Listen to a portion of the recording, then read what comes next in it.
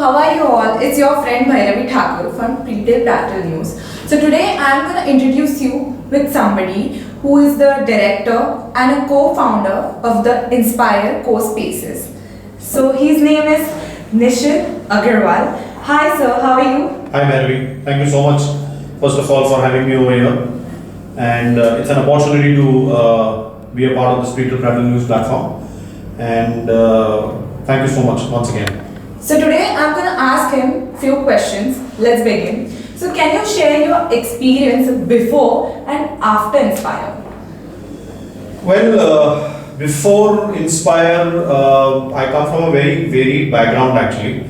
Why I say a varied background? Because I started my career in hospitality industry.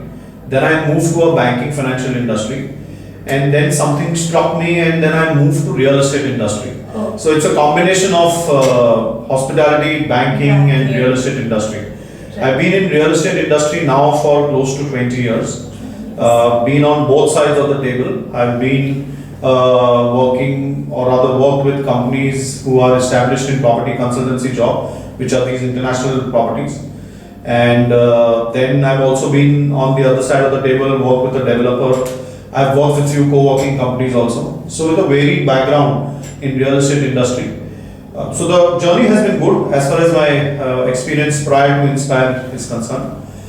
And as far as Inspire is concerned, it's been a very volatile and a very fast-paced journey actually. Didn't anticipate the way we started, Right. that we will grow so fast or we will expand so fast. But yes, it's been a good journey, and we are hoping that this journey will continue for a long period of time, and we will be able to establish our footprint in the co-working industry. Right. So when did the idea arose in your mind, like for Inspire? Well, this happened pre-COVID actually. Okay. I met up with Amit somewhere around September, October 2019, and that's when we started discussing as to we've got some good experience in real estate industry. So we should look at now probably moving in from something what next to do for the society or what next to do in the real estate industry. Right. So the idea which came up was of co-working industry. We had a lot of brainstorming sessions, we had a lot of brainstorming discussions over dinner table, lunch table, sometimes even at road vendor, tea vendor ke shop mein we had discussions. But yeah, that's where the idea cropped in, and we thought now that we should move on from what we've been doing so far in our respective real estate industry and then form this co-working. So the idea actually came just before COVID-19, just before COVID-19. So how do you see yourself like as a co-founder and a director?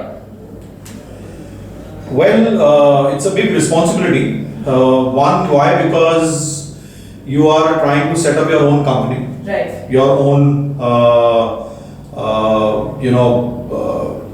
whatever you experienced in your previous work career is what you're trying to build now in your own system, with your own people. So I don't see a much difference between a co-founder and a director. It's the same job which has a lot of pressure. It's the same role where you have to think, you have to visualize what and how you want your company to grow, Right. Where you want to take your company, to what level you want to take, and it's been a challenging role. But yes, so far so good. The journey has been good. I think the Inspire brand is doing pretty decent enough. Yes. Already making its footprint present. So the journey has been good as a co-founder and a director. But duties and the responsibilities are much bigger, because when you own your own company and you run your own company, there are a lot of things which come and a lot of things you have to take care of, a lot of things you have to handle. Right. And this journey has been good so far on those lines. So how was this whole successful journey of Inspire? Like the whole journey, or like the positive part? Very good. I think when we started just before COVID, we never thought that we will probably be in its first year of its operation, not even actually a first year, it's just about what, 8-9 months now. Right. In its operations, we'll be up with 5 centers. But yes, we've put in a lot of thoughts behind this. We've put in a lot of brainstorming sessions as to how we want to grow the company, where we want to take the company, where we want ourselves to be present, whether we just want to be a city-based co-working company or a national-based co-working company, Right. or an international-based co-working company. So all that has been happening. The journey has been good. We started just before COVID, then the COVID happened, so we had to stall our plan Right. for opening up its centers. But as and when the time passed in during these COVID times, we actually thought that now is the right time to enter into co-working industry, for the simple reason because this is where corporates, MNCs will start contemplating that how far or how long can our people work from home. So can we get somewhere those set of people who can give offices near employee force where they stay typically, without any burden on our shoulders, like the capex investment or paying huge security deposit or being committed to a premises for 4 years, 5 years, all those lines. So we thought that it's the time that now we should come, and since then the journey has been good. We started its first center signing in the month of May, precisely 28th of May, Right. and since then we've signed up locations like Belapur, Thane, Andheri, Goregaon and Turbe, and slowly expanding in other cities Right. like Pune, Indore, Ahmedabad, Kochi, which we've already signed up, and the work is going to begin shortly. Oh. And then probably in the second quarter of this calendar year, which is from June, maybe we'll enter in cities like Hyderabad, Bangalore, Chennai, Kolkata. So yeah, it's been a good journey, and Amit and I both are enjoying this journey together. And we are hoping that Inspire will grow, and hoping that Inspire will take us to a new level altogether. So, coming to this question, what are your strategies of investing 10,000 seats, seats across in India, like by 2021? When we actually started, honestly speaking, we never thought that we will have more than 1 or 2 centers in this business of ours of co-working. Right. But today, as we speak, we are close to 5,000 seats in Bombay alone, and we have a definite plan to increase by another 5,000 seats by taking up to 10,000 seats.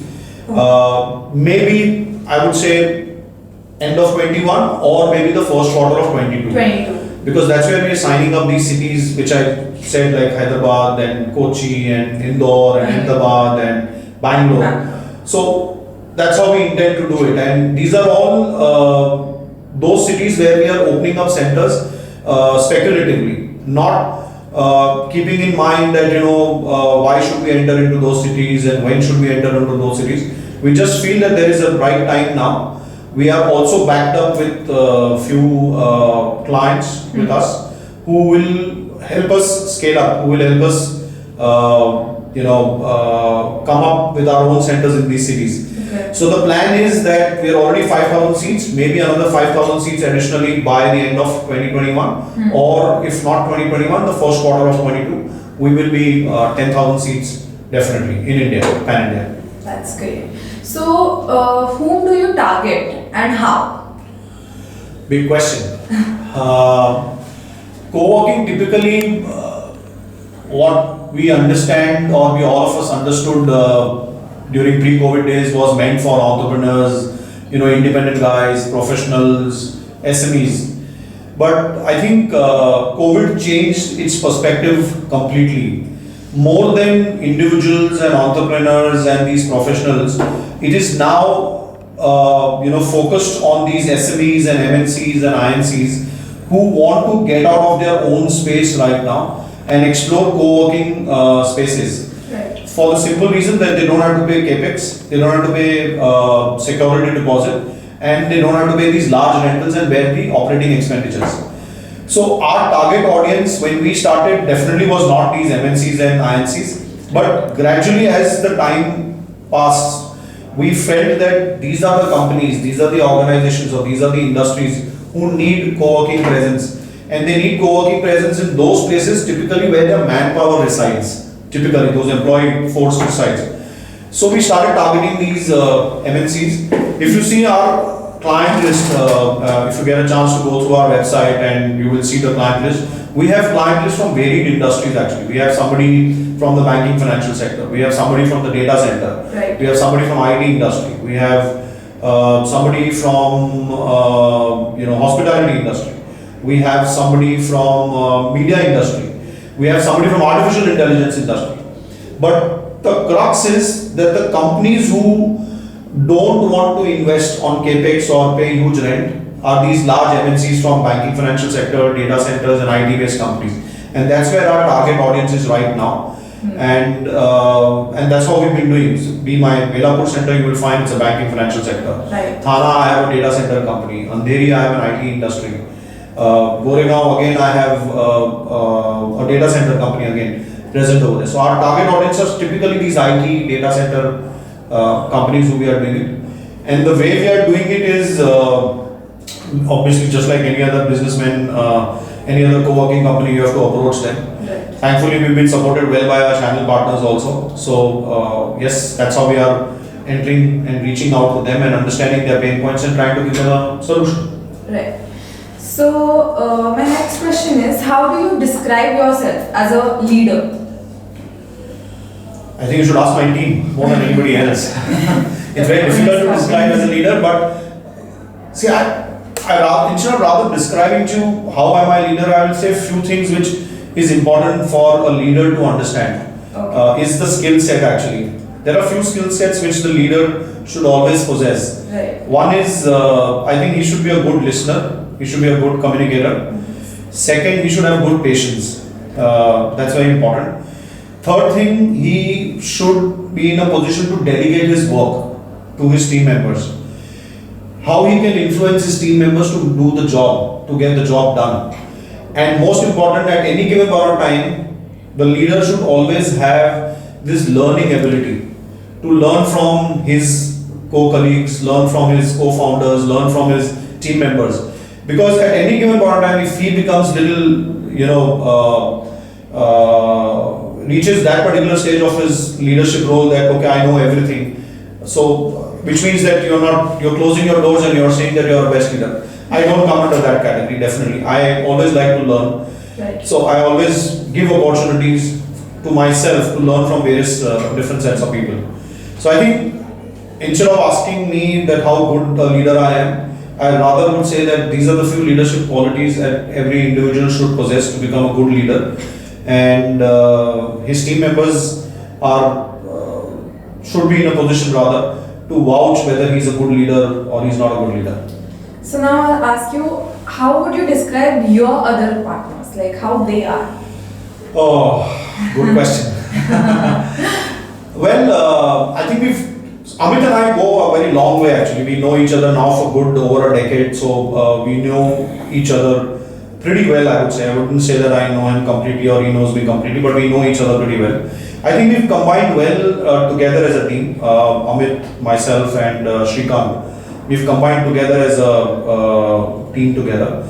We support each other, we fill up for each other. Okay. And we are able to understand that what we want to communicate and what we want to achieve together for Inspire. Right. So that connect, that comfort level, that camaraderie between the three of us, I think is pretty good enough. And with the fourth partner who's come on board also, with him also we have a good camaraderie and good equation. And I think together four of us will probably be able to help Inspire reach a different level altogether. So, what's your biggest contribution for Inspire CoSpaces? Most biggest. What is the biggest contribution I have? Yes. That's a very challenging question, but I think it's the experience of the real estate industry which is coming into play. I think that has helped a lot, and I think that is the biggest contribution which probably has come into Inspire. Whatever I have managed to learn with my experience in the real estate industry, Right. be when I was a channel partner working with companies like CNW and Colliers, or when I was working with co-working companies, or when I was with the developer, whatever experience I could gain over the last 20 years, that has helped me to bring in, my biggest contribution in Inspire CoSpaces. So, what are your future plans with Inspire CoSpaces? I think the journey has just begun. We are just about 8-9 months old company now. The journey has begun. We see there is a big potential for co-working industry, and we also see that Inspire CoSpaces will definitely grow. We'll have our presence in India, definitely. We target to have good, 8-10 cities of our own, where we will have our own physical presence of 1 or 2 centers each in each of these cities. And if everything goes well, we intend to see ourselves internationally also in the year 2022. Okay. So I think we would love to become the first company to enter into the international market, a co-working company. We've set our targets, we've set our goals on those lines, and hoping that we'll be able to achieve. So we will intend to be called as international co-working player by the start of 2022 or by mid of 2022. So here is my last question, which is very important. Describe the challenge you have faced during this journey. The most The big challenges. Yes. First of all, we started our venture during COVID times, so that was the biggest challenge. Of course it was. One was people were saying to us, our friends, our co-colleagues from various industries were telling to us that, hey guys, you're coming up during COVID times, so that was the biggest challenge. Right. Second was, to get people on board. Whether it was the laborers, the contractors, the Right. employees who participate, who are on payrolls of Inspire. Inspire. Getting them on board was very difficult. Third, I would say, while we started our work, then the other biggest challenge was that will the clients come and sit in the center? Right. Who are the target audience for us? Who do we want to approach? Will somebody partner with us? Will channel partners support us? So there were not many challenges actually. But I think sometimes it is said now that it's always better to take risk in life, and then only you move up and move on from there. So I think we took that big plunge and decided that we should enter into this. There are a few challenges, but we were ready for it. Amit, me and Shrikant, we were ready for it. We got into this together and we said to ourselves that we will still make it happen. And thankfully, God's been kind, well supported by our channel partners, well supported by our clients. We have been able to make our footprint so far in this co-working industry. And hopefully, we should be able to sail through it in a better way. Yes. Thank you so much, sir, for giving your time. It was really nice having Pleasure. a conversation with you.